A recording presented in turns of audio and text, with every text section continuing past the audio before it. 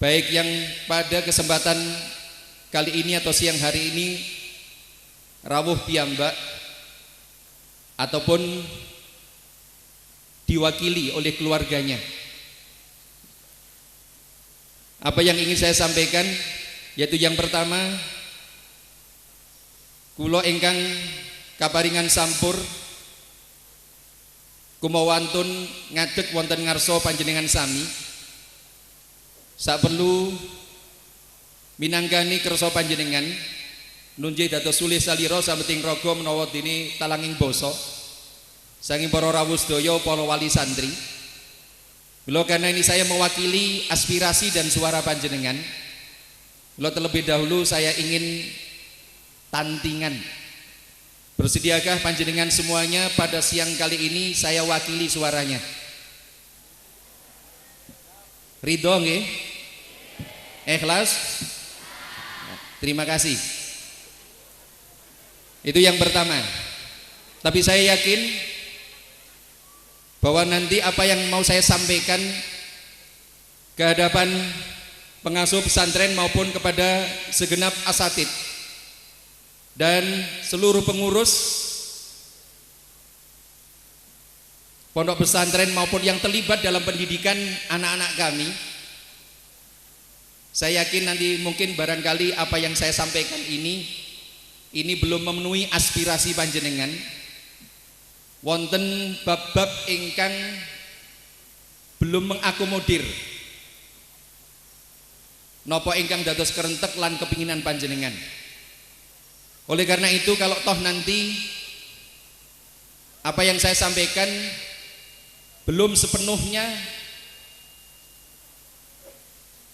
terwakili dalam apa yang akan saya sampaikan, tentu dengan segala hormat dan segala rendah hati saya bisa matur silahkan nanti secara khusus jenengan ngendika piyambak kalian Pak Kiai napa dene para guru ingkang sampun maringi piwucal dateng lare-lare utawi anak-anak kita. Jadi sekali lagi kalau apa yang saya sampaikan nanti belum mewakili apa yang menjadi keinginan panjenengan, saya persilahkan untuk nanti secara langsung ngendika lan matur piyambak. Dan selanjutnya juga saya mohon maaf karena saya yang pada siang kali ini mewakili panjenengan dalam suasana yang sangat-sangat monumental, bersejarah, dikemas acara ini dengan cukup spektakuler, tapi ternyata saya tampil model santri desa sarungan. Jadi sekali lagi panjenengan semuanya tampil dengan rapi, tapi saya sendiri hanya pakai sarung. Untuk itu yang kedua kalinya saya mohon maaf. Selanjutnya apa yang ingin saya sampaikan? Pertama, saya ingin matur kepada para pengasuh pondok pesantren Raudhatul Ulum Guyangan Trangkil, para kiai, para alim, wal akhos panjenenganipun Bapak Dr. Andes Kiai Haji Muhammad Najib Suyuti Magister Agama. Ugi dateng para dewan asatid maupun asatidah, juga kepada segenap pengurus pondok maupun semua yang terlibat dalam pendidikan anak-anak kami. Apa yang ingin kami sampaikan? Pertama, kami sadar bahwa Allah telah mengamanatkan anak kepada kami. Kami memahami bahwa dari amanat yang berupa anak itu tentu di pundak kami tanggung jawab untuk mendidik dan membimbing mereka. Kami juga mengetahui bahwa di pundak kami serta di tangan kami semua beban-beban itu harus kami pikul. Akan tetapi apa yang kami lakukan ternyata amanah yang telah diberikan oleh Allah kepada kami berupa anak-anak yang seharusnya kami mendidik mereka, kami membina mereka, kami membimbing mereka. Tetapi semua amanah dan beban tersebut kami serahkan dan kami alihkan kepada panjenengan semuanya, para guru, para kiai wonten ing menika papan, wonten ing menika pesantren. Amanah yang telah diberikan oleh Allah kepada kami untuk membesarkan mereka, ternyata kami orang tua agak egois, tidak mau direpoti oleh anak-anak kami, yang akhirnya kerepotan itu saya timpakan kepada panjenengan. Untuk itulah dari lubuk hati kami yang paling dalam, kami ingin menyampaikan rasa terima kasih kami yang begitu tulus dan apresiasi kami yang begitu tinggi kepada panjenengan semuanya yang telah terlibat dalam pembinaan dan pendidikan anak-anak kami. Kami sadar mereka lahir ke dunia ini itu adalah karena perbuatan kami, dan sudah menjadi konsekuensi logis seharusnya kami yang bertanggung jawab untuk mendidik mereka. Tapi apa, sekali lagi kami lebih memilih di rumah senang menikmati kehidupan kami.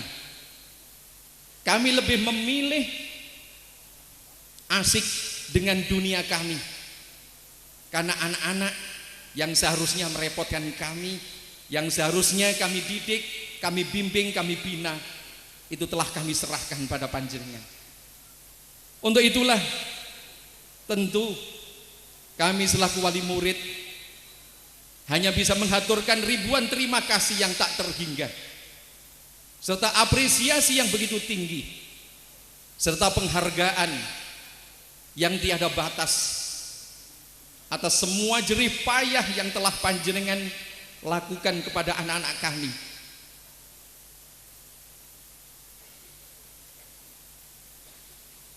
Selanjutnya yang kedua, kami yakin bahwa anak-anak kami selama kami titipkan kepada panjenengan semuanya, itu saya yakin anak-anak kami bukan hanya sering, tapi teramat sangat kerep, mungkin bahkan setiap hari merepotkan dan juga menjadikan panjenengan akhirnya mungkin suatu saat ingin memarahinya. Kami yakin anak-anak kami yang kadang-kadang mungkin bisa jadi diwulang mah ngantuk, dikon ngapalke malah radong-dong, disuruh datang tepat, disiplin malah telat. Saya yakin sekali lagi kenakalan-kenakalan mereka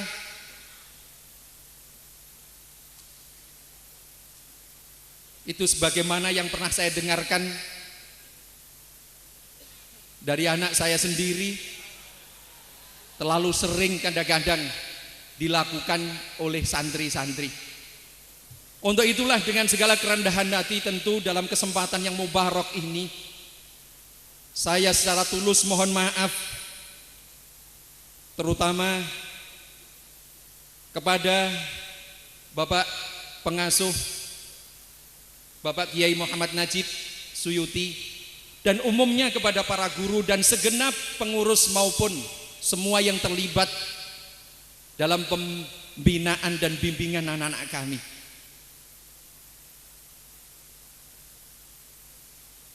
Kami yakin, ya, walaupun anak-anak kami ini kadang-kadang sering melakukan kenakalan-kenakalan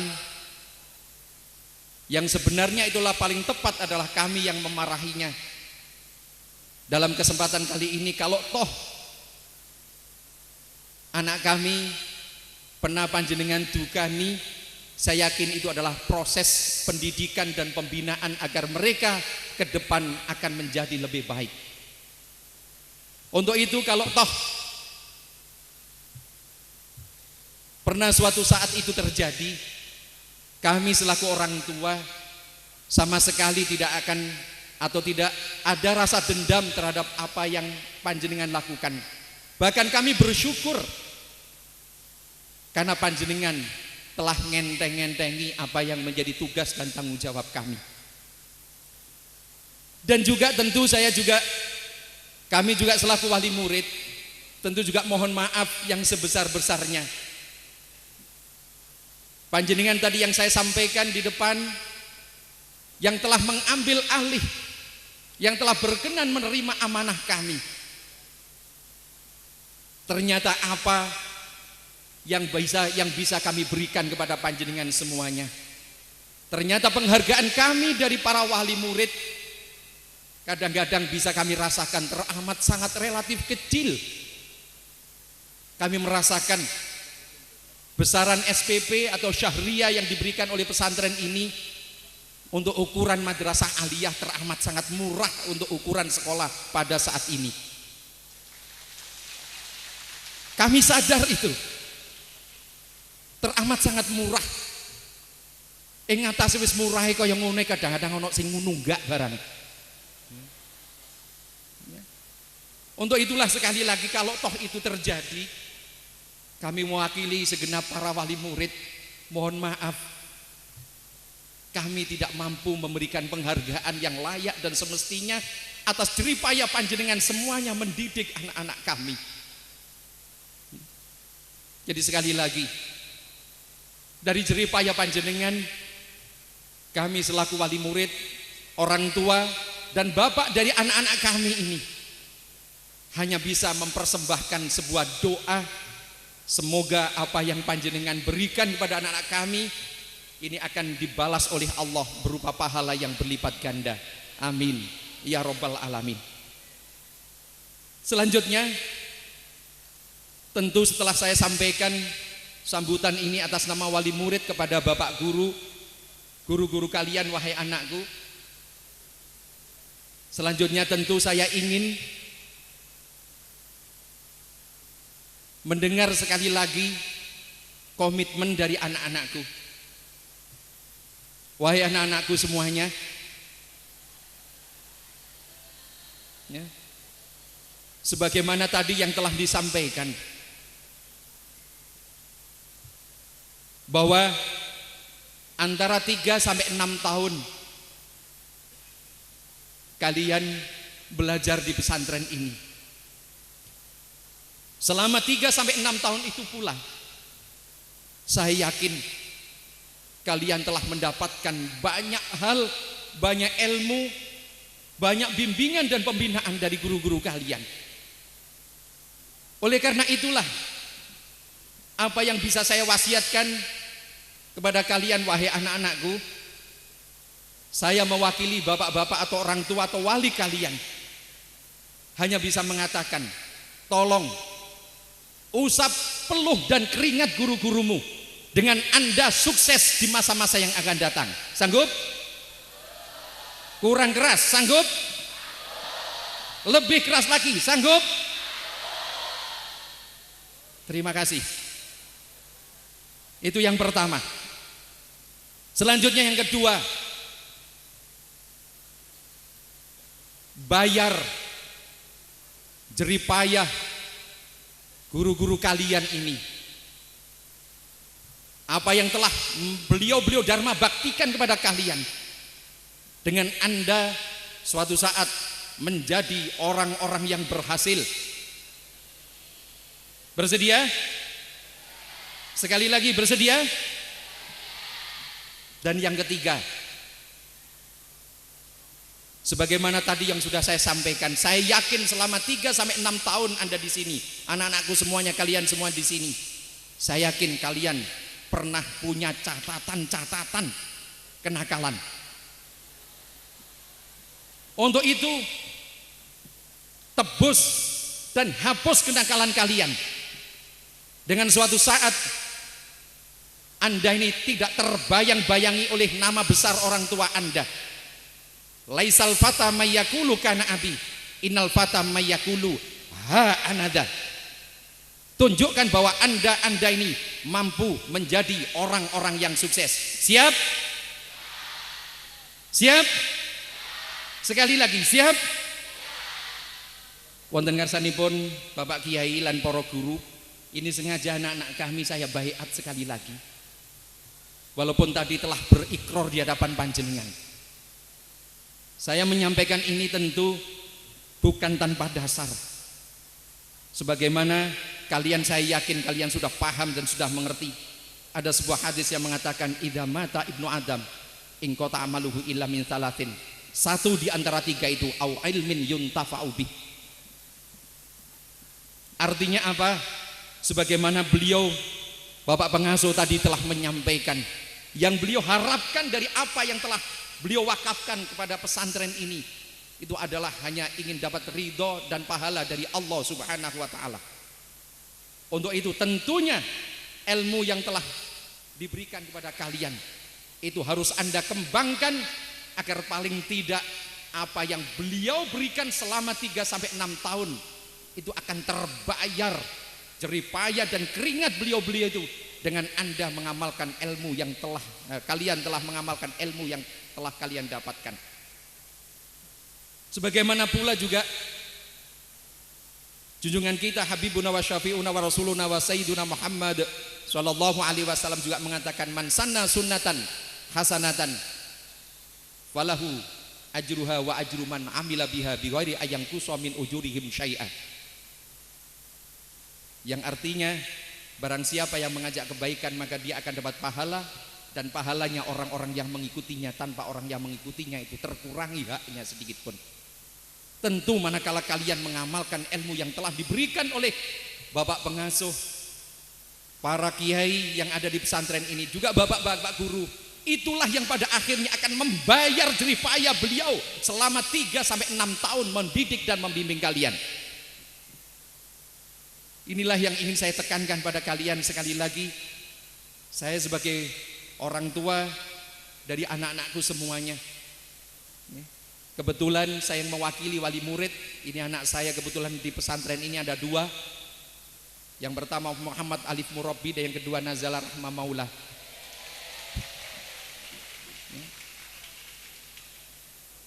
Cuman yang satu itu 6 tahun, yang satu 3 tahun, yang satu 8 tahun.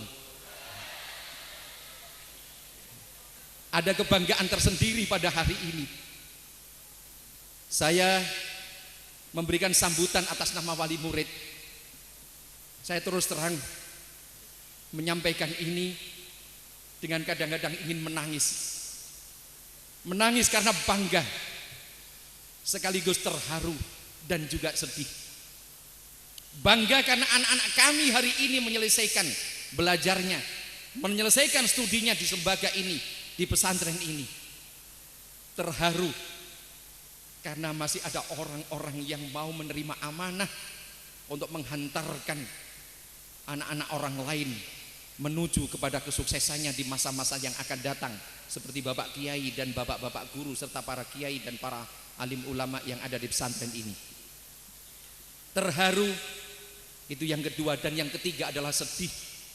Sedih karena apa? Karena mulai hari ini, artinya panjenengan tadi sudah menyampaikan selamat jalan wahai anakku.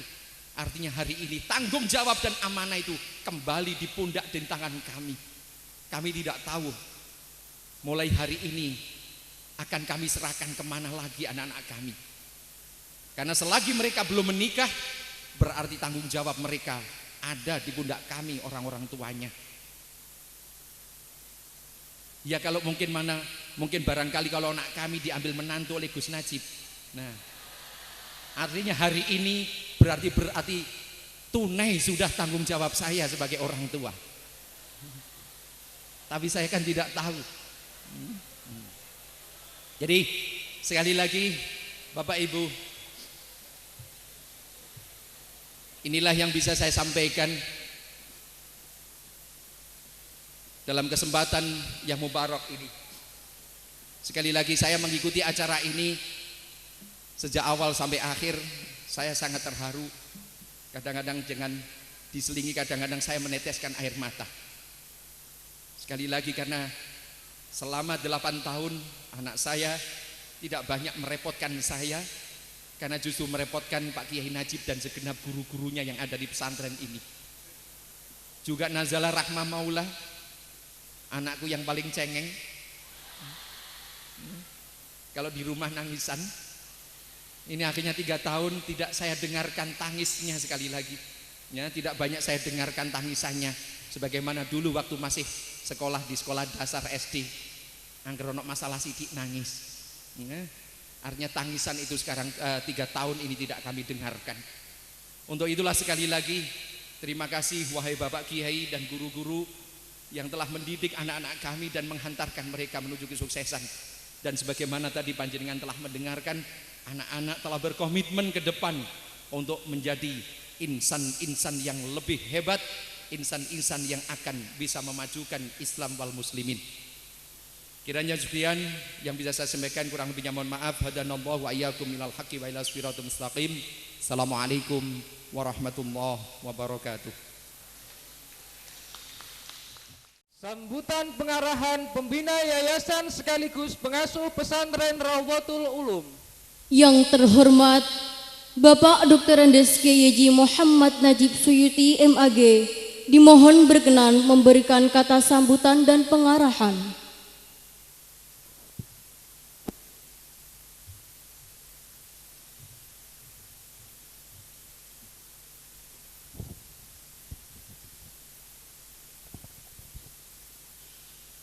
Assalamualaikum warahmatullahi wabarakatuh. Alhamdulillahil karim al-alimil qail innama yakhshallaha min ibadihi al-ulama wa ashhadu an la ilaha illallah alladhi ya'lamu ghaibas samawati wal ardi wa ashhadu anna sayyidana wa nabiyyana Muhammadan abduhu wa rasuluh alladhi a'tahu Allahu min ilmil ghaibi liyakuna dalilan ala sidqi nubuwwatihi wa sallallahu wa sallama alaihi wa ala alihi wa sahbihi ajma'in, amma ba'du. Faya ayyuhal ulama'ul amajid wasadatul hudur al-afadil wal haflul karimul mubarak wa fadilatul syekh Muhsin Sulaiman Muhammad Sulaiman wa fadilatul syekh Muhammad Ahmad Khalil wa fadilatul syekh Ramadan Karim wala Muhammad Ramadan sah al-Asmuni wa hum mab'uthul azhar syarif bi Rawdatul Ulum wa fi Mahad Jakarta fi Mahad Syekh fi Bogor wa Wahid Sani fi Jakarta Fajrida inda Antonio. Aywa sah. Bapak, ibu-ibu, para wali wisudawan wisudawati yang kami hormati, anak-anakku wisudawan wisudawati yang sungguh kami cintai dan yang berbahagia, seluruh hadirin yang kami hormati. Sebelum kami berbicara lebih jauh lagi, kami ingin menyampaikan bahwa acara pada siang hari ini sungguh tidak lazim, sungguh tidak sebagaimana mestinya, Pak. Acara apabila digelar, digeber mulai dari pagi hingga siang, suatu keharusan harus ada makan siangnya. Akan tetapi acara ini tidak ada makan siangnya. Oleh karenanya sekali lagi saya katakan acara ini tidak lazim. Karena kalau ada makan siangnya tentunya akan memberatkan Bapak Ibu semua, akan membebani para wali wisudawan wisudawati. Karena yang punya gawe, yang punya hajat hari ini adalah putra putri Bapak Ibu semua. Adapun kami seluruh pengurus pesantren bersama Dewan Guru sekedar ikut berpartisipasi bersama-sama dengan Bapak Ibu semua untuk mendoakan kepada anak-anak kita semua. Dan yang kedua, acara ini seperti parade pidato aja. Mulai dari pidato bahasa Indonesia, pidato bahasa Arab, bahasa Inggris, bahasa Cina, sungguh sangat luar biasa. Saya memberikan apresiasi yang setinggi-tingginya kepada anakku semua, karena pidato tadi saya yakin lepas tanpa teks dan bisa dikatakan spontanitas. Karena tadi disampaikan oleh MC-nya memang layak diberikan apresiasi karena tidak jago kandang, tapi ternyata sudah punya jam terbang yang cukup banyak, baik tingkat kabupaten, provinsi, bahkan tingkat nasional. Benar ya? Bapak Ibu yang kami hormati dan seluruh hadirin yang berbahagia yang kami hormati, pertama kami menyampaikan atas nama pengurus pesantren Raudhatul Ulum sekaligus mewakili seluruh Dewan Guru mengucapkan ahlan wa marhaban bi hudurikum di pesantren Raudhatul Ulum. Ini penting kami ucapkan selamat datang kepada Bapak Ibu semua, karena meskipun Bapak Ibu semua hari ini telah menyaksikan wisuda putra putrinya, mungkin ada yang belajar di pesantren Raudhatul Ulum ini ada yang 3 tahun semenjak dari kelas 1 aliyah, mungkin ada yang semenjak dari MGPA berarti 4 tahun, mungkin juga ada yang semenjak dari MTS seperti salah satu putra Pak Kiai Saifuddin tadi, bahkan mungkin ada yang semenjak dari TK atau MI. Dan saya yakin di antara Bapak Ibu semua mungkin ada yang belum pernah hadir di pesantren Raudhatul Ulum. Oleh karenanya kami tidak salah kalau kami mengucapkan ucapan selamat datang. Siapa tahu pada saat menitipkan putra putrinya diwakilkan atau mungkin diantarkan oleh saudara-saudaranya, nah mungkin baru hari ini mungkin datang di pesantren Raudhatul Ulum. Dan sekaligus kami mengucapkan terima kasih kepada Bapak Ibu semua atas kehadirannya untuk ikut bersama-sama dengan kami menyaksikan putra putri Bapak yang telah mengakhiri pendidikannya di pesantren Raudhatul Ulum.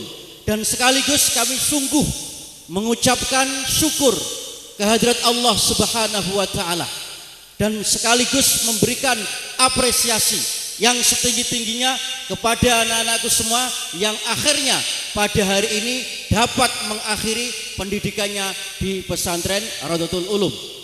Karena menyelesaikan pendidikan di pesantren Raudhatul Ulum sungguh sangat tidak ringan, sungguh sangat tidak mudah, tidak seperti di lembaga-lembaga yang lain.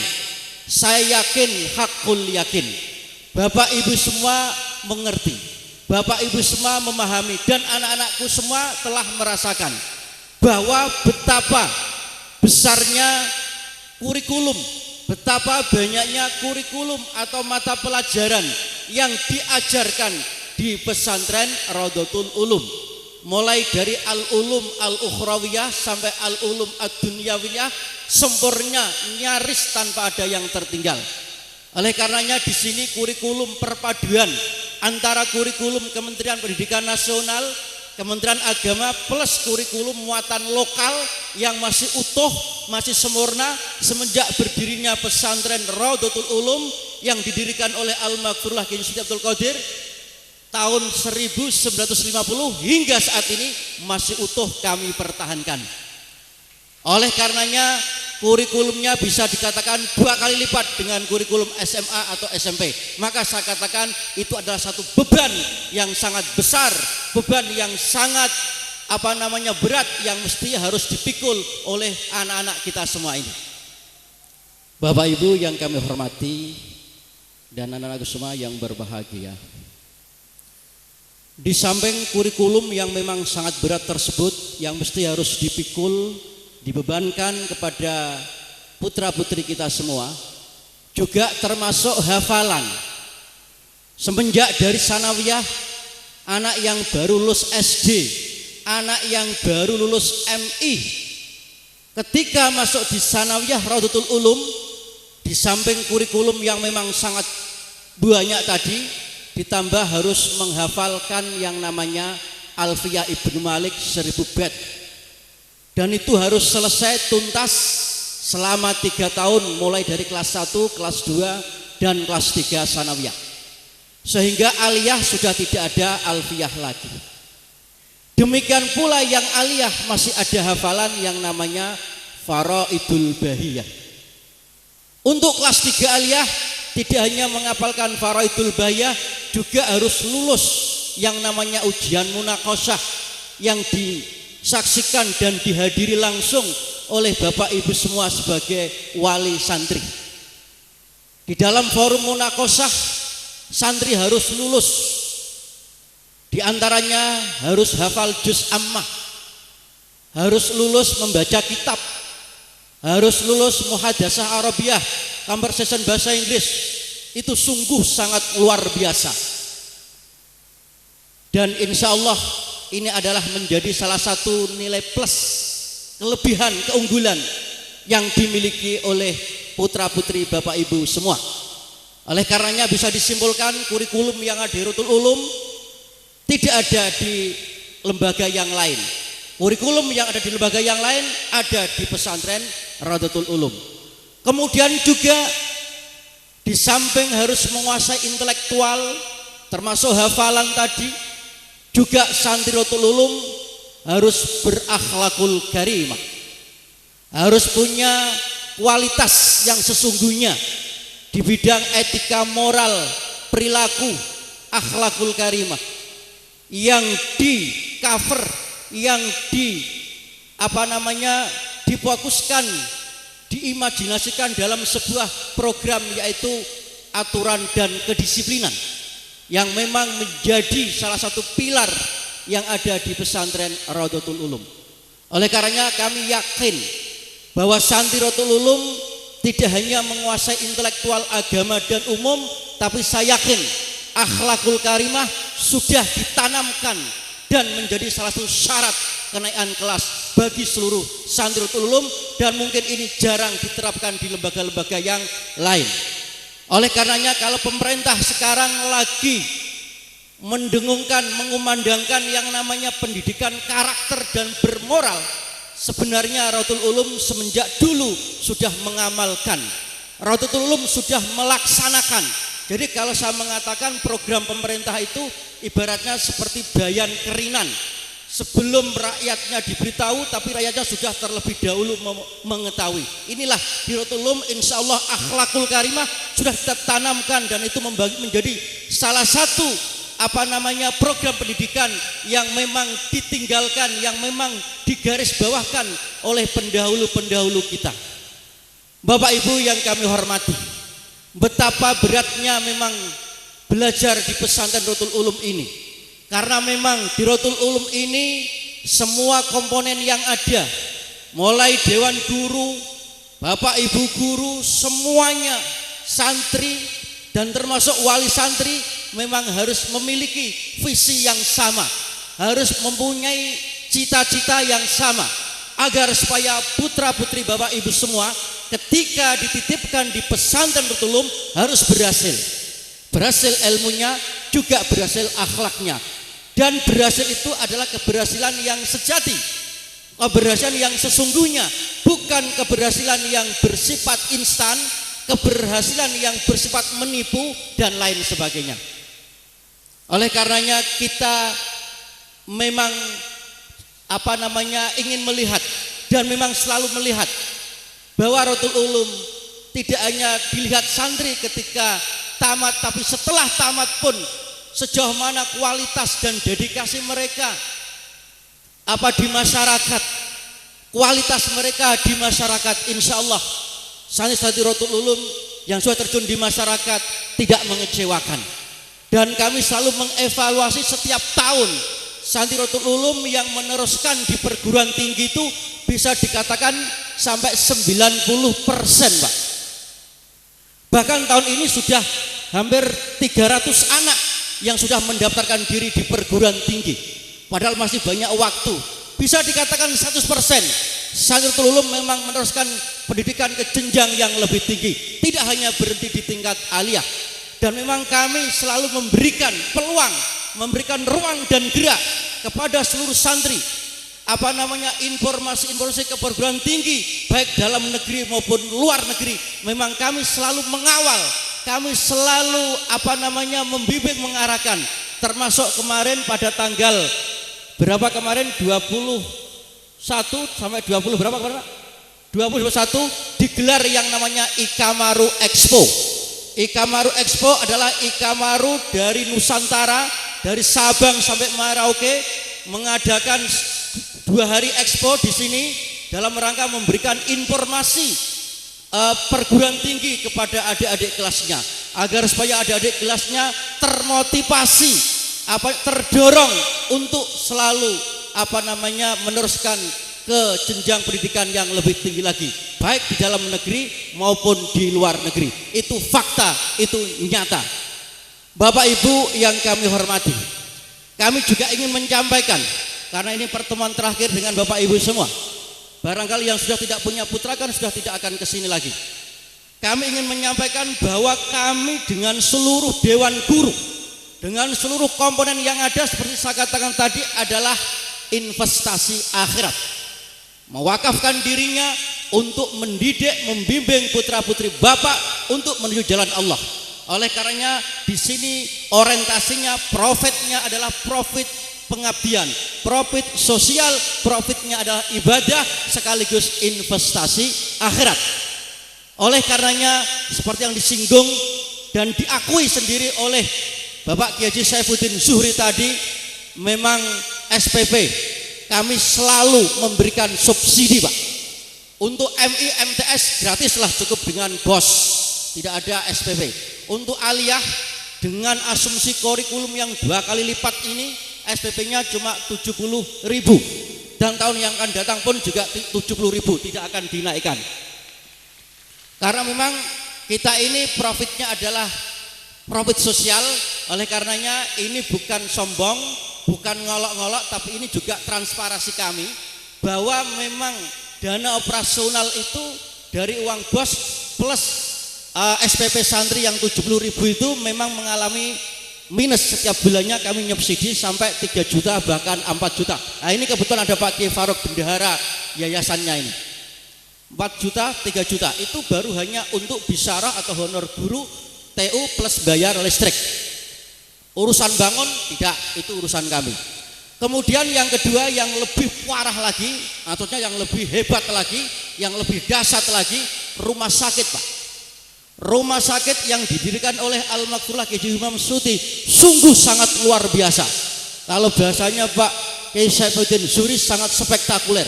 Manfaatnya memang dahsyat sekali. Kami membayangkan betapa sulitnya kita kalau seandainya dengan santri yang di pesantren ini, Pak, kurang lebih 3.000, Pak. Yang di mondok saja itu hampir 2.000. Yang selebihnya ngelajo pulang pergi. Ini setiap hari, Pak, baik pagi sampai malam, tidak kurang dari 30 anak santri yang harus berobat. Nah, kami berpikir seandainya kami tidak punya rumah sakit, wah ini kesulitan tersendiri bagi kami. Akan tetapi alhamdulillah Pak Kiai Humam mendirikan rumah sakit Asyutiah yang dokternya 24 jam, perawatnya juga 24 jam. Kemudian di sana obatnya standar rumah sakit, siap melayani santri-santri. Santri-santri hanya membayar di awal tahun 100.000 di awal tahun, dengan asumsi selama 12 bulan atau 1 tahun berobat gratis. Berobat jalannya loh, tidak dipungut biaya. Malah kadangkala saking manjanya santri-santri itu, dokternya bingung. Bagaimana tidak bingung, tidak sakit juga minta dibawa ke rumah sakit. Akhirnya dokternya sering mengeluh karena harus diberikan obat apa, ternyata santri tersebut tidak sakit. Tapi bagi kami silakan, tidak sakit berobat pun tidak apa-apa, daripada nanti saya harus miskomunikasi, su'ut tafahum, salah paham dengan wali santri.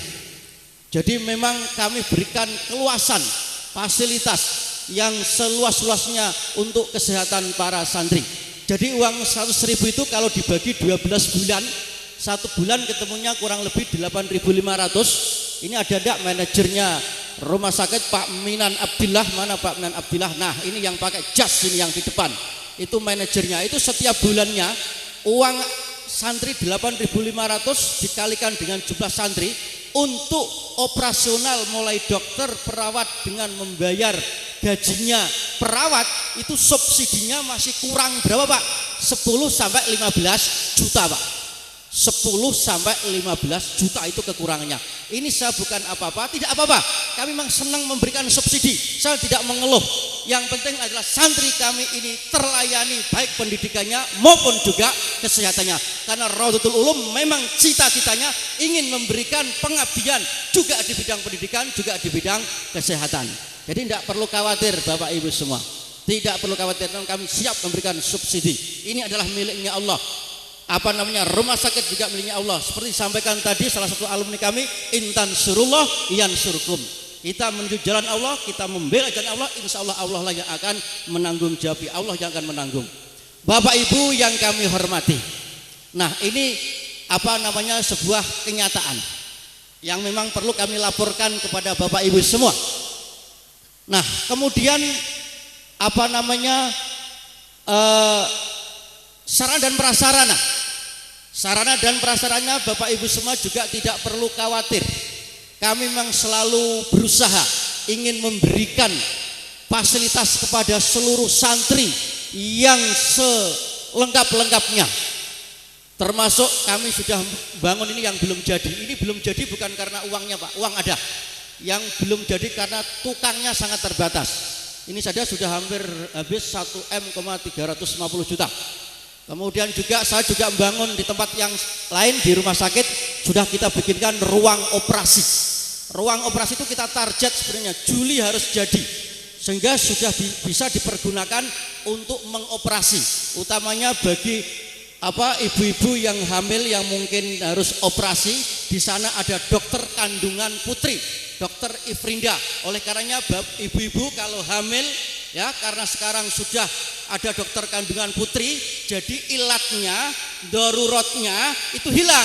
Jadi ibu tidak boleh menurut kacamata hukum fikih harus berobat dengan dokter yang laki-laki, ya tentunya harus berobat dengan dokter perempuan karena ilatnya sudah hilang, daruratnya sudah hilang. Oleh karenanya Bapak Ibu semua, menurut kacamata hukum Islam, ibu-ibu kalau berobat ya untuk kandungannya, periksakanlah ke dokter perempuan yang ada di rumah sakit Asyutiah. Sekaligus ibu juga mendapatkan kemudahan dan insya Allah biayanya lebih murah, dan juga itu hitung-hitung membantu pesantren atau membantu rumah sakit Asyutiah. Ya. Bapak Ibu yang kami hormati, kembali kepada anak-anak kita tadi, 3 aspek beban yang sangat berat tadi yang harus dipikul itu sungguh sangat luar biasa Pak. Jadi santri bisa tamat itu sungguh sangat luar biasa. Karena santri Raudhatul Ulum ini memang harus tunduk, taat, patuh yang namanya aturan dan kedisiplinan. Kalau kita hidup berbangsa dan bernegara, kita junjung tinggi supremasi hukum. Tapi kalau berani di Raudhatul Ulum Pak, Ibu, itu putra-putri Bapak itu memang benar-benar menjunjung tinggi supremasi aturan. Aturan dan kedisiplinan ini tidak hanya ditaati oleh putra-putri Bapak, tapi juga termasuk Bapak Ibu guru, pengurus, saya sendiri pun juga sama, taat, tunduk, patuh yang namanya aturan dan kedisiplinan. Oleh karenanya saya memang kadang-kadang terlintas dalam benak hati saya, Pak, laulah kedisiplinan dan aturan tidak bisa ditegakkan di pesantren Rotul Ulum, Rotul Ulum tidak bisa berbuat banyak. Rotul Ulum tidak bisa berkiprah lebih jauh lagi, karena memang pilar utamanya adalah aturan dan kedisiplinan. Apalagi santri yang ada di Rotul Ulum ini secara inputnya itu memang beraneka ragam intelektual, beraneka ragam kemampuan, serta beraneka ragam budaya dan tradisi. Bahkan santri-santri yang dari luar, maaf, ini sebuah realita yang juga harus kami ceritakan. Kadang-kadang banyak wali songo yang dari luar menitipkan putra-putrinya di Rotul Ulum karena melihat di Rotul Ulum ini sebuah lembaga yang punya aturan dan kedisiplinan. Sebelum di Rotul Ulum anaknya bermasalah dengan lingkungannya, atau bisa dikatakan anaknya punya sedikit kenakalan, titipkanlah di Rotul Ulum agar bisa menjadi sembuh. Dan juga termasuk dari segi rekrutmennya, intelektualnya, kami tidak seperti layaknya SMA yang favorit, lembaga yang favorit yang hanya menerima anak-anak yang berkualitas saja, anak-anak yang nemnya tinggi saja.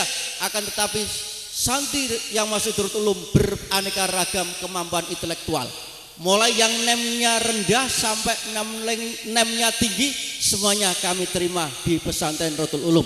Karena kami ini adalah sebuah pengabdian yang ingin mendidik, mengarahkan putra-putri Bapak dari yang tidak baik menjadi baik, dari yang kurang prestasi menjadi berprestasi.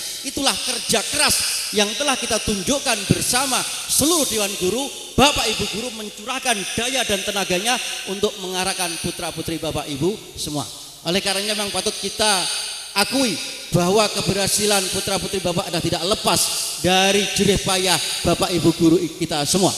Berbeda dengan SMA 1 yang hanya memilih anak yang baik-baik saja, itu ibaratnya tidak usah diajar, tidak usah diulang, itu sudah bisa jalan sendiri, mereka bisa mandiri, mereka bisa belajar sendiri. Oleh karenanya menurut hemat kami, keberhasilan mereka anak-anak yang di SMA itu bukan keberhasilannya gurunya, tapi memang secara inputnya anak-anak memang sudah berkualitas.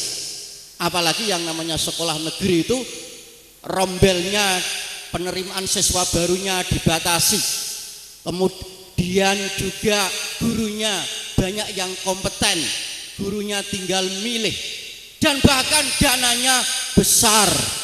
Kami ini memang serba kekurangan, tapi saya yakin dengan berpijak niat yang karena Allah itu akan menimbulkan energi yang sangat luar biasa, sehingga apapun bisa kita tundukkan, apapun bisa kita kalahkan, insya Allah.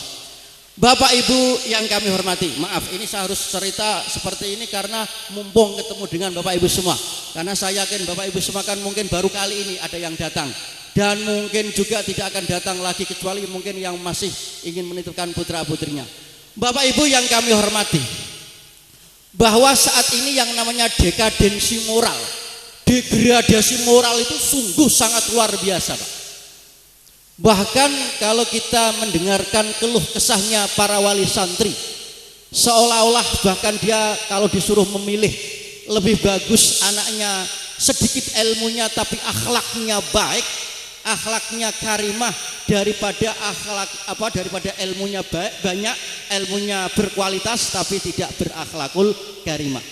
Nah, memang benar yang namanya mengelola pendidikan yang kita kelola adalah seluruh santri yang berupa manusia, itu memang sungguh sangat luar biasa. Antropologis manusia itu memang beraneka ragam, corak karakter itu.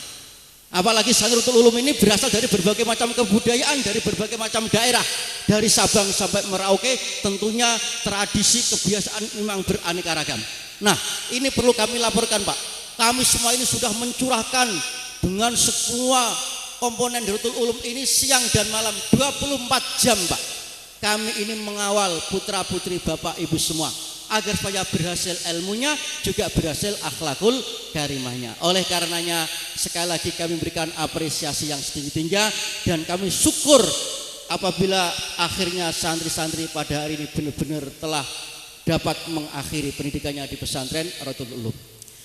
Bapak Ibu yang kami hormati, yang berikutnya kami ingin pesan kepada anak-anakku semua, kepada kalian semua santri-santri Darul Ulum yang hari ini akan kita lepas, untuk tidak melupakan kurikulum agama yang menjadi roh, yang menjadi nyawa daripada amaliyah kita sebagai seorang Islam, yaitu Islam yang berorientasi Ahlussunnah wal Jamaah. Itu sekali lagi kami ingatkan, karena dewasa ini saat ini memang banyak godaan, banyak pengaruh, bahkan provokasi ajaran-ajaran yang menyimpang dari Ahlussunnah wal Jamaah. Oleh karenanya kami mengingatkan kepada santri nanti akan berada di mana saja, tidak boleh lupa dengan ajaran Islam yang Ahlussunnah wal Jamaah dan sekaligus yang memang Nahdlatul Ulama. Tadi disampaikan oleh salah satu pembicara yang menggunakan bahasa Arab tadi, jangan lupa doa kunutnya, jangan lupa tahlilnya, jangan lupa manakibannya, tradisi-tradisi NU, jangan dilupakan. Dan memang ulama-ulama kita itu tidak sembarangan. Mereka mengadopsi, mengambil ajaran tersebut adalah benar-benar ajaran yang insya Allah tidak menyimpang, tidak bid'ah, tidak khurafat, tidak bisa digebiah-uyah itu menyimpang dan lain sebagainya. Ulama-ulama kita, pendahulu-pendahulu kita tidak sembarangan. Mereka benar-benar hati-hati, mereka benar-benar ikhtiyat ya di dalam menafsirkan ya, menginterpretasikan Islam ini dari Al-Qur'an dan hadis. Berangkat dari Ahlussunnah wal Jamaah adalah ma'ana alaihi al-yauma wa ashabi, bahwa Ahlussunnah wal Jamaah itu adalah yang berpedoman dengan apa yang dipedomani oleh Rasulullah dan sahabatnya, yaitu berupa Al-Quran dan hadis. Oleh karenanya di dalam memahami Al-Quran dan hadis jangan sembarangan, jangan ikut-ikutan dengan orang yang menerjemahkan, orang yang menginterpretasikan ya dengan seenaknya sendiri. Karena kita di aliyah ya, ada yang namanya kurikulum ilmu tafsir, ada kurikulum ilmu hadis. Betapa kita diajarkan bahwa memahami Al-Quran memang dibutuhkan disiplin ilmu. Memahami hadis memang dibutuhkan ulumul hadis, yang itu mutlak harus dikuasai agar supaya penafsirannya terhadap Al-Quran, penafsiran terhadap hadis, sungguh penafsiran yang dapat dipertanggungjawabkan. Kita ingat yang sering saya sampaikan, seorang Imam Nawawi Al-Bantani yang mengarang kitab Kasifus Saja, yang mengarang kitab Maroh Labid, beliau ketika dimohon oleh teman-temannya untuk menafsirkan Al-Quran, dalam muqaddimah kitabnya, sa'alani ba'dul asdiqa ba'dul a'izza indi an aktuba tafsiran lil Qur'anil Majid, fataraddatu fi dzalika muddatan tawilah. Seorang Imam Nawawi Al-Bantani yang memang kaliber, yang memang hebat di bidang ilmu agama, ketika diminta menafsirkan Al-Quran oleh sebagian teman-temannya, dia tidak langsung menyanggupi begitu saja. Akan tetapi sikap beliau adalah fataraddatu zamanan tawilan. Beliau ragu-ragu antara memenuhi atau tidak atas permintaan teman-temannya tadi. Karena apa? Karena beliau khaufan, takut minat dukhul tahta qaulin Nabi sallallahu alaihi wasallam, man qala fil Qur'an bi ra'yihi fa asaba faqad akhta'a. Beliau takut kalau tergolong seperti yang disabdakan oleh Rasulullah, bahwa barang siapa yang menafsirkan Al-Quran dengan menggunakan ra'yinya, nganggo rasione sakarepe udele dewek, fa asaba, secara kebetulan benar, fa akhta'a, benar saja dianggap salah. Ini bagi orang yang menafsirkan Al-Quran tanpa pengetahuan ilmu-ilmu tafsir. Bener wae dianggap salah. Apa meneh saumpama salah berarti mbae salah, kangane salah, yaine salah. Dalam hadis yang lain, mangqala fil Qur'an bi ra'yihi falyatabawa maq'adahu minan nar. Ada sebuah ancaman dari hadis Rasulullah, orang yang menafsirkan Al-Quran dengan menggunakan ra'yinya maka diancam masuk dalam api neraka. Ini seorang Imam Nawawi yang memang sudah menguasai ilmu pengetahuan masih merasa takut. Wong Imam Nawawi wae isih kuwatir nek ilmune ora mumpuni, ilmune ora nyukupi kanggo nafsir Quran. Lah wong saiki ora iso maca kitab, ora iso maca Arab. Nafsir Quran nganggo sak karepe udele dhewek gitu. Ini ibaratnya kiai-kiai zaman dulu seperti anak kecil bermain peso yang tidak tahu bagaimana cara menggunakan peso. Peso itu bisa melukai, ya, bisa mencederai dirinya sendiri. Oleh karenanya Sadratul Ulum tidak perlu khawatir, sudah diberikan bekal. Bekal ilmu tafsir ada, bekal ilmu hadis sudah ada. Fikihnya saja pakai Fathul Wahab, balaghonya pakai Juman, qawaidul fikihnya pakai al-qawaidul fikih, pakai asbah wa nadzair. Yang nadzamannya itu fil qawaidul fikih, faraidul bayah fil qawaidul fikih, bahkan dihafalkan. Sudah mumpuni, dalamilah kitab-kitab tersebut. Islam itu ada semua, komprehensif. Tidak perlu khawatir, tidak perlu tengok sana tengok sini, malah jangan sampai terpengaruh dengan aliran-aliran sesat misalnya, atau dengan aliran-aliran yang diajarkan oleh Islam yang orang-orang yang keislamannya sangat meragukan. Jadi sekali lagi, Islam Anda adalah Islam Ahlussunnah wal Jamaah yang sekaligus Nahdlatul Ulama. Jadi kitab-kitab fikih, kitab-kitab agama yang diajarkan di pesantren itu sumbernya dari mana? Dari Al-Quran dan hadis yang diistimbatkan oleh ulama yang memang kaliber, ulama yang memang mumpuni, ulama yang tidak meragukan lagi. Inilah pesan saya kepada anak-anakku semua. Jangan sampai nanti setelah tamat nanti ada yang cungklong-cungklong, ya, biasanya pakai sarung malah kayaan ya, dan lain sebagainya, ya. Kemudian amaliyahnya berbeda, bahkan cenderung menyalahkan pada amaliyahnya teman-temannya.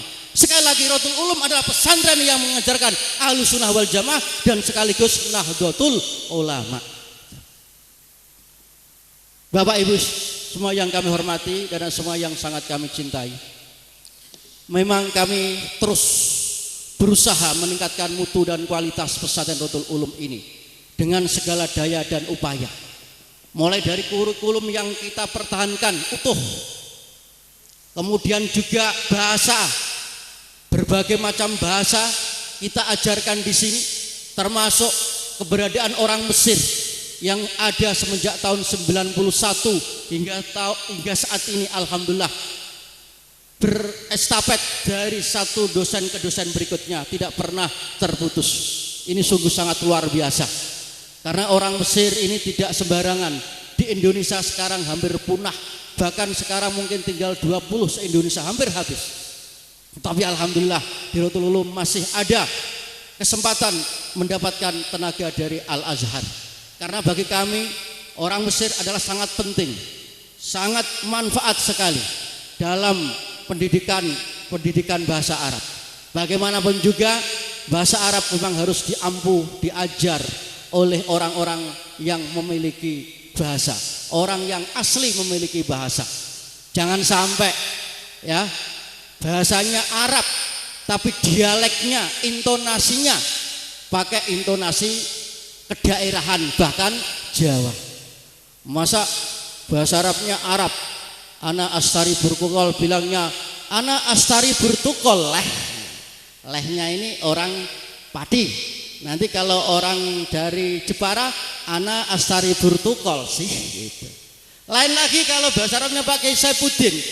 Mungkin kalau ada jamaah haji dari Yogyakarta, ketika dia berangkat dari Bir Ali mau menuju ke Mekah, saya menjumpai itu marah-marah dengan maktabnya gara-gara paspornya belum dibagikan. Dia marah pakai bahasa Arab. Cara bahasa Indonesianya ya kaifa. Bahasa Arabnya, bahasa Indonesianya bagaimana? Bahasa Arabnya kaifa. Tapi kaifa yang diungkapkan oleh orang Jogja ini beda dengan bahasa Arab yang diungkapkan oleh orang Arab. Kaifanya bukan kaifa lahjah Arab, tapi kaifanya pakai dialek Jogja. Kaifa toh? Nah, ini. Tohnya masih tersangkut. Kalau di Rotul Ulum insya Allah tidak. Bapak bisa menyaksikan bagaimana lahjanya anak-anak kita yang pakai bahasa Arab, bahasa Inggris. Memang kita ajarkan sebagaimana mestinya. Kita memang kurikulum agama yang utuh, bahasa Arabnya juga utuh.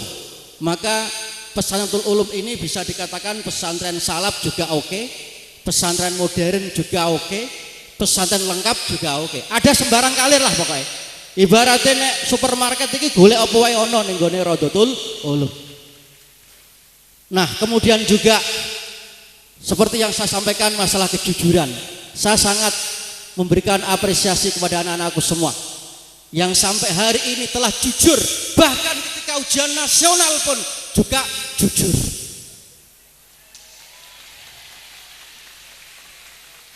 Ini perlu saya sampaikan, ini tahadus bi ni'mah, dan ini kita pertahankan itu kejujuran itu. Di Rodotul Ulum ini meskipun di sana sini di TV seantero Indonesia kecurangan, ketidakberesan, bahkan saya dengar ada yang udahlah tidak kita sampaikan nanti ribah nanti. Pokoknya yang tidak bagus-bagus lah.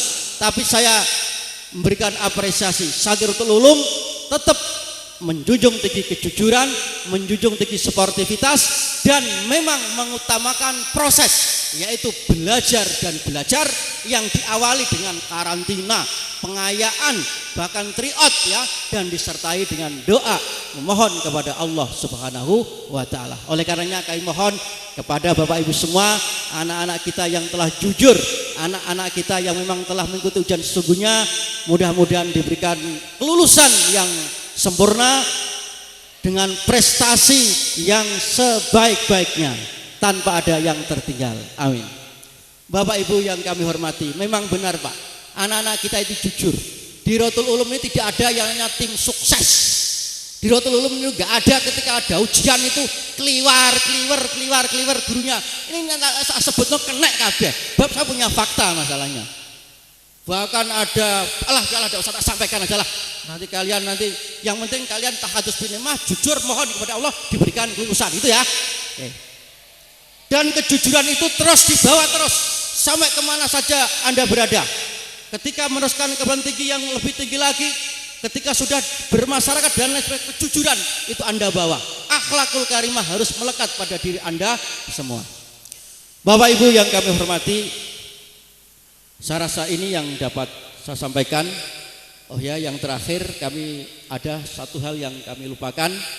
Berhubung putra putri Bapak sudah purna, sudah selesai, kami mewakili Bapak Ibu guru, Dewan Guru, pengurus pesantren, pengurus yayasan menyerahkan kembali kepada putra putri Bapak mulai saat ini, dan sudah tidak lagi menjadi tanggung jawab kami, dan kami hanya menitipkan kepada Bapak Ibu semua agar supaya Bapak Ibu semua ya kami silahkan mau dikemanakan putra putri Bapak, tapi saya yakin putra putri Bapak tetap memilih akan meneruskan ke jenjang pendidikan yang lebih tinggi lagi, dan kami tidak yakin mungkin ada yang dinikahkan ya.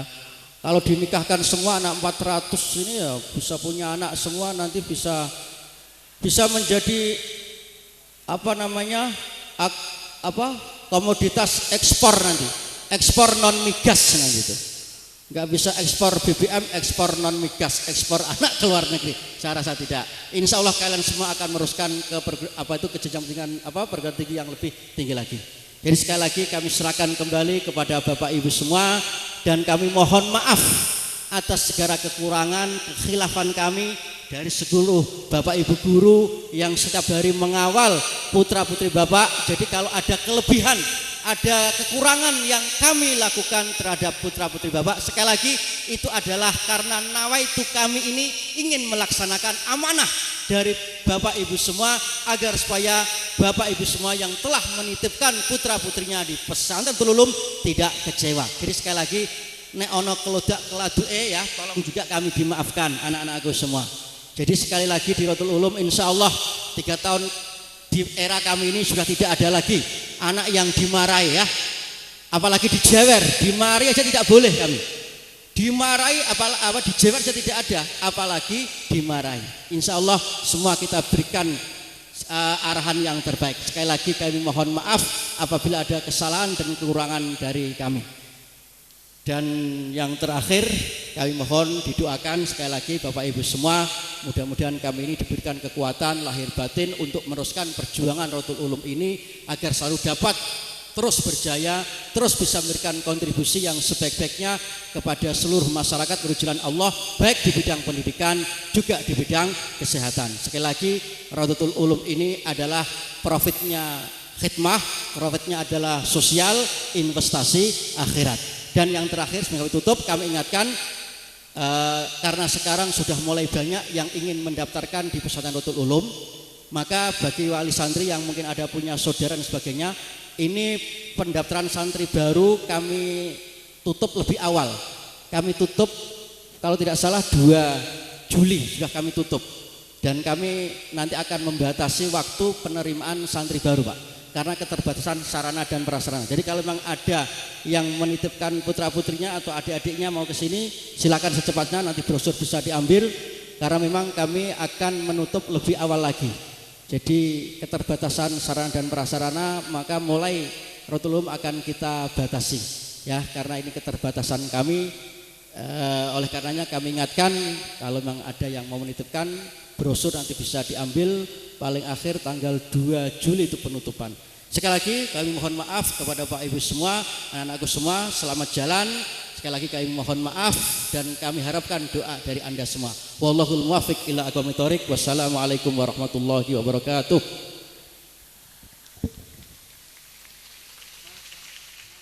Min Mab'uthul Azhar Syarif di Ma'hadina Rawdatul Ulum Al-Islami Fadilatul Syekh Muhsin Sulaiman wa ilaihi falyatafaddal mashkura. Assalamualaikum warahmatullahi wabarakatuh.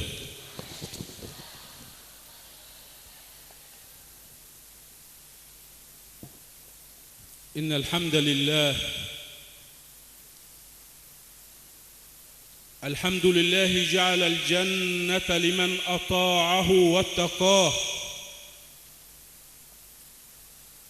وجعل النار لمن خالف أوامره وعصاه قال في كتابه عز من قائل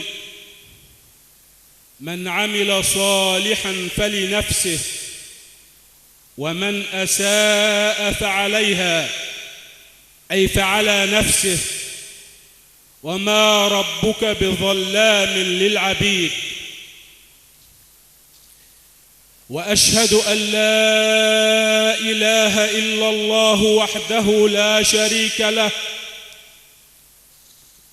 كرم العلم والعلماء في الدنيا والآخرة فقال في كتابه جل وعلا يرفع الله الذين آمنوا منكم والذين أوتوا العلم درجات والله بما تعملون خبير ونشهد أن سيدنا محمدًا عبد الله ورسوله النبي الأمي الذي علم الدنيا كلها وهو الأمي تلك هي معجزته صلى الله عليه وسلم نبي أمي يعلم الدنيا كلها لأنه الأمي الذي خاطبه ربه جل وعلا في كتابه قائلا له وقل رب زدني علما فلم يأمر الله جل وعلا رسوله أن يطلب الزيادة من شيء على الإطلاق إلا من العلم فدل ذلك على مكانة العلم العظيمة عند ربنا جل وعلا، ودل ذلك على علو منزلة العلم عند الله جل وعلا. اللهم صل وسلم وزد وبارك عليك سيدي يا رسول الله، وعلى آلك وأصحابك والتابعين وتابعيهم بإحسان إلى يوم لقاء ربنا جل وعلا. أما بعد، أيها الإخوة الأحباب، أيها الحفل الكريم، أنقل إليكم تحيات فضيلة الإمام الأكبر شيخ الأزهر الدكتور أحمد الطيب، ونسأل الله جل وعلا أن يزيده طيبا في الدنيا والآخرة، وأسأل الله معي أن ينصره على أعدائه، لأن أعداءه كثر، فأعداء الإسلام هم أعداؤه. وأنقل إليكم تحية سيادة سفير جمهورية مصر العربية بأندونيسيا والعاملين بالسفارة المصرية، وبالأصالة عن نفسي وبالنيابة عن الشيخين الجليلين أتقدم وأتوجه بالتحية إلى المدير العام لهذا الصرح العلمي العظيم، مؤسسة روضة العلوم الإسلامية، وأشكره على حسن استقباله، ونشكره على حسن ضيافته، ونسأل الله جل وعلا أن يبارك له. كما أتقدم بالتحية إلى المدير المالي لهذا الصرح العظيم الشيخ فاروق سيوطي، وأتقدم بالتحية إلى الإخوة العاملين في مؤسسة روضة العلوم، ونتقدم بالتحية إلى السادة الضيوف أولياء الأمور، وأتقدم بالتحية إلى أبناء الطلاب، وأقول لهم بارك الله فيكم ورزقكم الله جل وعلا العلم. وأتقدم بالتحية إلى بنات الطالبات، وأقول لهم إن شاء الله سيبارك الله جل وعلا فيكم وسيرزقكم العلم. أيها الحفل الكريم، إن الإسلام أعداؤه كثر، إن الإسلام أعداؤه كثيرون، ومن بين أعداء الإسلام المبشرون بالنصرانية. الإخوة الأحباب، إن التبشير نشيط وغني بأمواله، وهو بأمواله يستهدف النفوس والأهواء، ولكن الإسلام أيضا غني ليس بأمواله، ولكن الإسلام غني بأخلاقه الكريمة وبشريعته المحكمة. وإذا كان التبشير يخاطب النفوس والأهواء بأمواله، فإن الإسلام يخاطب القلوب والعقول بأخلاقه وبشريعته السمحة. ولذلك فالإسلام إن شاء الله منتصر. لكن هذا لا يمنع أيها الإخوة أن نتسلح لأعدائنا بسلاح العلم. فإذا أردنا أن ننتصر على عدونا يجب علينا أن نتسلح بشيئين اثنين لا ثالث لهما. واحد، الأول، والخطاب موجه إلى أبناء الطلاب وإلى بناتي، لأنهم سوف يحملون رسالة الإسلام عن قريب. نحن علمناكم ونربيكم حتى تحملوا الإسلام وحتى تنشروه وحتى تدافعوا عنه. أقول لكم لن ننتصر على أعدائنا إلا بشيئين اثنين لا ثالث لهما. الأول أن نتعلم الدين الصحيح، هذا أولا. وما هو الدين الصحيح؟ الدين الصحيح هو الإسلام الوسطي الذي لا إفراط فيه ولا تفريط، وهو منهج أهل السنة والجماعة، أن نتعلم هذا الدين. ورائد الوسطية في العالم كله الأزهر الشريف، فتعلموا إسلامكم من الأزهر، أو تعلموا إسلامكم ممن تعلم منكم في الأزهر. الثاني أن نطبق تعاليم الإسلام، وهذا مهم، وتلك هي الحلقة المفقودة، أن نطبق تعاليم الإسلام في أقوالنا وفي أفعالنا وفي أعمالنا. وإن لم تكن عندك غيرة على الإسلام فلا خير فيك. إن لم يكن عندك غيرة على الإسلام فلا خير فيك، والموت خير لك من الحياة. كذلك كان رسولكم صلى الله عليه وسلم، كان صلى الله عليه وسلم لا يغضب لنفسه، ولكن يغضب إذا انتهك حد من حدود الله جل وعلا.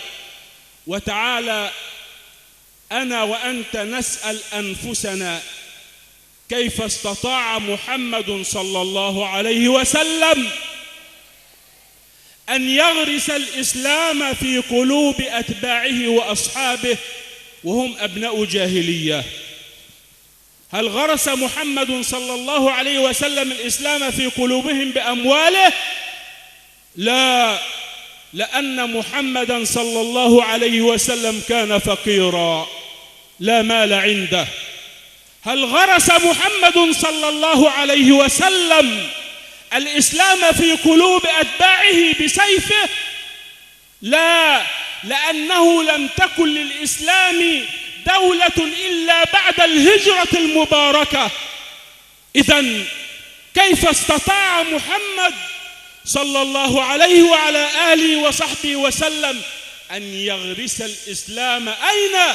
في قلوب أتباعه وأصحابه. استطاع محمد صلى الله عليه وسلم أن يغرس الإسلام في قلوب أصحابه بخلقه الكريم. هل سمعت هذا؟ استطاع محمد صلى الله عليه وسلم أن يغرس الإسلام في قلوب أتباعه وأصحابه بخلقه الكريم وبتطبيقه لتعاليم الدين. ولذلك الله جل وعلا يمتن على رسوله بهذه النعمة، يخاطبه يقول له: فبما رحمة من الله لنت لهم ولو كنت فظا غليظ القلب لانفضوا من حولك. ثم يأمره جل وعلا أن يستمر على هذا الطريق، طريق الخلق الحسن، يقول له: فاعف عنهم. العفو خلق، فاعف عنهم واستغفر لهم بظهر الغيب، والاستغفار خلق، وشاورهم في الأمر، والشورى خلق فاضل من أخلاق الإسلام. فإذا عزمت فتوكل على الله، إن الله يحب المتوكلين. فلو فعلنا ذلك والله الذي لا إله إلا هو لن يحتاج الإسلام إلى داعية يدعو إليه، ولكن الإسلام سيدعو بنفسه إلى نفسه، سيدعو إلى نفسه بأخلاقه، سيدعو إلى نفسه بشريعته، سيدعو إلى نفسه بطهره الذي يتمثل في المسلمين.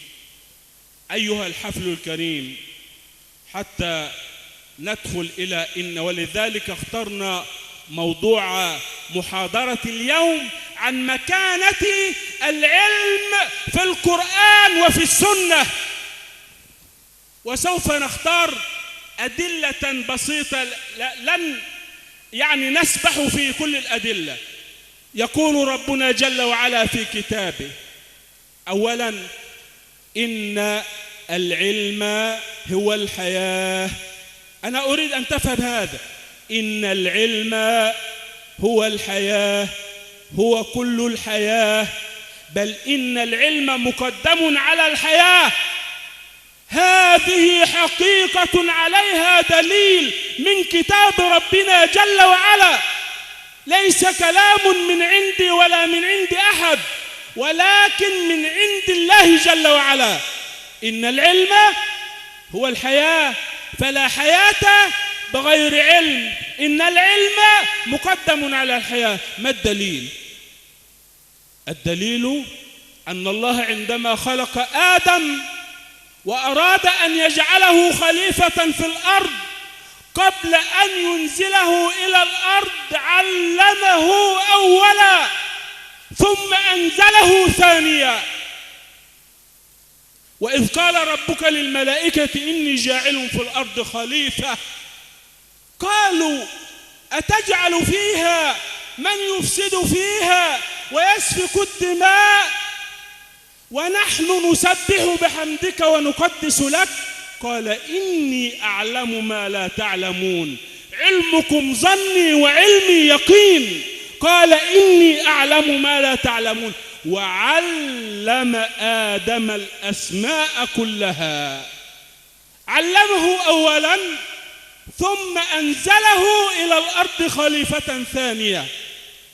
انظر إلى قول الله جل وعلا: الرحمن علم القرآن خلق الإنسان، علم أولا وخلق ثانيا.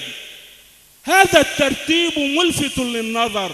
انظر إلى قول الله جل وعلا: نون والقلم وما يسطرون. أقسم ربنا جل وعلا بأدوات العلم، القلم والسطر. ألا يدلك هذا على شيء؟ بل يدل على مكانة العلم، يدل على علو منزلته عند ربنا جل وعلا.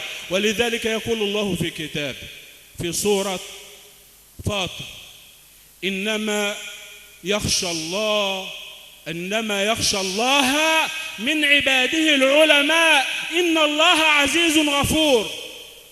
معنى الآية في عجالة سريعة: إن أكثر الناس خشية وخوفا من الله العلماء. طب لماذا العلماء هم أكثر الناس خشية لله؟ لأنهم آمنوا بربهم عن علم، وآمنوا بربهم عن يقين وليس تقليد، فأورثهم العلم خشية لربهم. فالخشية من الله بركة من بركات العلم، وكفى بها من بركة. ثانيا يقول ربنا جل وعلا في سورة الزمر: قل هل يستوي الذين يعلمون والذين لا يعلمون؟ هل هنا استفهام مجازي غرض النفي، فيكون معنى الآية: قل لا يستوي الذين يعلمون والذين لا يعلمون. لماذا لا يستوون؟ لأن الذين يعلمون هم أشد خشية لله، فكيف يستوون بمن قلت خشيتهم من الله؟ لأن الذين يعلمون تعلموا العلم، فكيف يستوون بمن لم يتعلم العلم؟ ولذلك يقول ربنا في الآية الثالثة: يرفع الله الذين آمنوا منكم والذين أوتوا العلم درجات والله بما تعملون خبير. انظر معي: يرفع الله الذين آمنوا منكم والذين أوتوا العلم درجات، ولم يقل درجة ولم يقل درجتين، ولكن قال درجات، جمعها تكسيرا، والجمع بالتكسير يفيد التكثير في الرفع، يعني الرفع يكون كثير. ثم قال ربنا جل وعلا: يرفع الله الذين آمنوا منكم والذين أوتوا العلم درجات، ولم يقل درجات في الدنيا ولم يقل درجات في الآخرة، بل أطلقها، والإطلاق دل على أن رفع الله لطالب العلم ومعلم الناس العلم يكون رفعا في الدنيا ويكون رفعا في الآخرة. كيف الرفع في الدنيا؟ يرفع الله طالب العلم ومعلمه للناس في الدنيا، يرفعه مكانة ومنزلة وهيبة وشرفا في قلوب العباد. أنت مثلا عندما تقول الإمام البخاري رضي الله عنه وأرضاه، هذا الإمام له منزلة في قلوبنا وله مكانة في قلوبنا وله حب في قلوبنا وله هيبة، وهو ليس من الأنبياء وليس من المرسلين وليس من الصحابة، فما سر هذه المكانة؟ لا سر لها إلا العلم.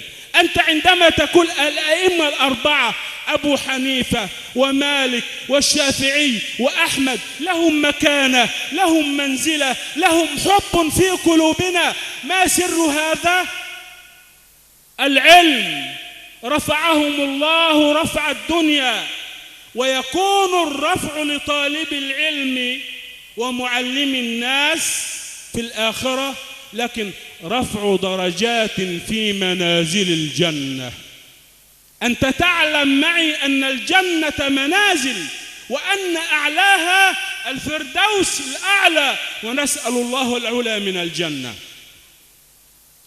ثم تعال معي إلى السنة المطهرة في عجالة سريعة.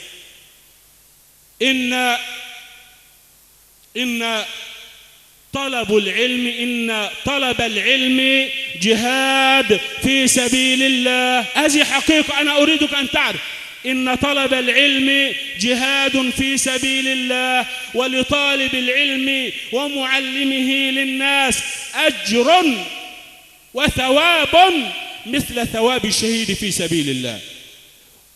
وإليك دليل من سنة نبيك صلى الله عليه وسلم. قال صلى الله عليه وسلم: من خرج في طلب العلم فهو في سبيل الله حتى يرجع. أنت تقول، العقل يقول لماذا وكيف يستوي الشهيد الذي بذل روحه بطالب العلم؟ نعم يستويان، لأن كل منهما يحمي الدين بسلاحه، فالمجاهد يحمي الدين بآلة حرب، ولكن طالب العلم يحمي الدين بعلمه، فكلاهما سواء في حماية الدين، ولذلك سوى الله بينهما في الأجر. هذا واحد. ثانيا، إن الله وملائكته وأهل السماوات والأرض يصلون على طالب العلم، ولكن الصلاة تختلف بحسب المصلي. فصلاة الله رحمة، والصلاة من الملائكة على طالب العلم استغفار، والصلاة من أهل السماوات والأرض دعاء. فالله يرحم والملائكة تستغفر والخلق يدعون لطالب العلم بسبب طلبه للعلم. فما أطيب هذا من شرف. الله يرحم والملائكة تستغفر والخلق كلهم يدعون له. لماذا؟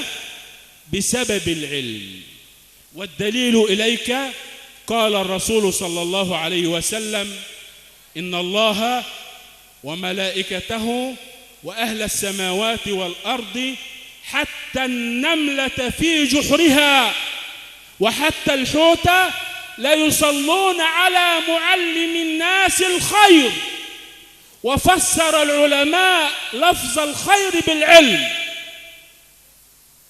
ثالثا، إن طلب العلم طريق إلى الجنة. إن طلب العلم طريق إلى الجنة، فمن أراد أن يسلك طريقه إلى الجنة فليطلب علما.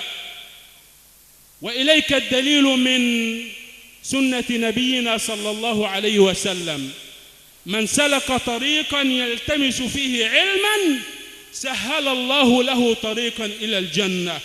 رابعا، ونختم بهذا، إن طلب العلم يكون سبب في دوام العمل بعد الموت، كما ذكر الإخوة قبلي، إن طلب العلم سبب في دوام العمل بعد الموت وعدم انقطاعه. والدليل إليك من سنة نبيك صلى الله عليه وسلم: إذا مات ابن آدم انقطع عمله إلا من ثلاث: صدقة جارية، أو علم ينتفع به، أو ولد صالح يدعو له. ننظر مثلا إلى المؤسس الأول لهذا الصرح العلمي، الشيخ سيوطي رحمة الله عليه. هذا الرجل أسس هذا الصرح، وببركة العلم أجرى الله عليه عمله بعد موته. أولا من الثلاثة نواحي: أولا صدقة جارية. أليست هذه المستشفى التي تعالج المرضى بغير أجر ابتغاء وجه الله أليست صدقة وجارية؟ هي صدقة جارية، ثوابها إليه بعد موته وثوابها إلى من يموت من ذريته. هذا ببركة العلم والله. ثانيا، علم ينتفع به. هذه المؤسسة العريقة التي تعلم علم الدين هو مات، ولكن ثواب التعليم فيها واصل إليه، وسوف يصل إلى من يموت من ذريته إن شاء الله. أو ولد صالح يدعو له. أولاده نحسبهم من الصالحين كما عرفناهم، والله حسيبهم ولا نزكيهم على الله. وأسأل الله جل وعلا أن يعلمنا ما ينفعنا، وأن ينفعنا بما علمنا. اللهم اصلح لنا ديننا الذي هو عصمة أمرنا، واصلح لنا دنيانا التي فيها معاشنا، واصلح لنا آخرتنا التي إليها معادنا. وآخر دعوانا أن الحمد لله رب العالمين، وصل اللهم وسلم وزد وبارك على المبعوث رحمة للعالمين. والسلام عليكم ورحمة الله وبركاته.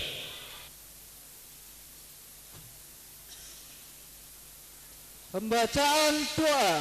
Ayyuhal hadirun, ilaikumul an ad-du'a min fadilati Syekh Ahmad Muhammad Khalil, mab'utsul Azhar Syarif di Jakarta, wa ilaihi falyatafaddal mashkura.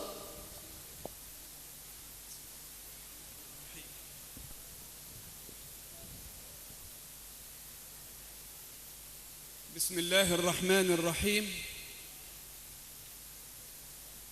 السادة والسيدات، آباء وأمهات وأولياء أمور، الطلاب والطالبات، الخريجين والخريجات من معهد روضة العلوم بباتي سمرنج، السيد المكرم مدير وصاحب هذه المؤسسة الأستاذ محمد نجيب سيوطي حفظه الله، وجميع السادة الحاضرون والحاضرات، السلام عليكم ورحمة الله تعالى وبركاته.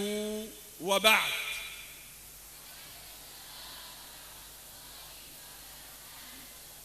فالحمد لله الذي خاطب نبيه محمدا صلى الله عليه وسلم قائلا له ومادحا ومتفضلا عليه: وأنزل عليك الكتاب والحكمة وعلمك ما لم تكن تعلم وكان فضل الله عليك عظيما. وأشهد أن لا إله إلا الله القائل وهو أصدق القائلين: فاعلم أنه لا إله إلا الله واستغفر لذنبك وللمؤمنين والمؤمنات والله يعلم متقلبكم ومثواكم. وهو القائل أيضا: شهد الله أنه لا إله إلا هو والملائكة وأولو العلم قائما بالقسط لا إله إلا هو العزيز الحكيم. وأصلي وأسلم على النبي محمد النبي الأمي البهي القرشي الذي خاطبه ربه قائلا: اقرأ باسم ربك الذي خلق خلق الإنسان من علق اقرأ وربك الأكرم الذي علم بالقلم علم الإنسان ما لم يعلم. فاللهم صل وسلم وزد وبارك عليك يا سيدي يا رسول الله، وعلى آلك وأصحابك وتابعيك والتابعين إياهم صلاة وسلاما دائمين متلازمين إلى يوم الدين. أما بعد، نعم، هذه هي الفقرة المخصصة للدعاء، ولكني أود أن أعرج خفيفا على بعض آيات من كتاب الله مشيرا إليها إشارات بسيطة وموجزة لعلكم تتعرفون على قيمة العلم والعلماء، إذ أنه كما قيل: وما قيل حق لكل مقام مقال. فأود أن أوضح لكم بإيجاز كما قلت آنفا ما جاء في قوله تعالى في سورة فاطر بعد أن أعوذ بالله من الشيطان الرجيم. بسم الله الرحمن الرحيم: ألم تر أن الله أنزل من السماء ماء فأخرج به ثمرات مختلفا ألوانها ومن الجبال جدد بيض وحمر مختلف ألوانه وغرابيب سود ومن الناس والدواب والأنعام مختلف ألوانه كذلك إنما يخشى الله من عباده العلماء إن الله عزيز غفور. إن الذين يتلون كتاب الله وأقاموا الصلاة وأنفقوا مما رزقناهم سرا وعلانية يرجون تجارة لن تبور. فهيا معا نتفهم بعضا مما جاء في سياق هذه الآيات القرآنية الكريمة لعلنا نخلص منها بعبرة وفائدة ونصائح مفيدة. أولا، قول الله تعالى: ألم تر أن الله أنزل من السماء ماء، أي ألم يصل إلى سمعك يا رسول الله ويا أيها السامع ذكرا كنت أو أنثى أن الله بقدرته أنزل من السحب وهي في جهة السماء ماء فكانت سببا لإخراج الزروع والمحاصيل والأقوات التي يأكل منها الإنسان والحيوان. فأنزل الله من السماء ماء. هذا يتحدث الله عن علم الجغرافيا وعلم الفلك، إذ أن هذا العلم هو الذي يبحث المياه والأمطار وطبيعة البلاد والأماكن والسكان في هذه البلاد. فهذا علم اسمه علم الفلك وعلم الجغرافيا. ألم تر أن الله أنزل من السماء ماء فأخرج به ثمرات مختلفا ألوانها. هذا علم الزراعة agriculture.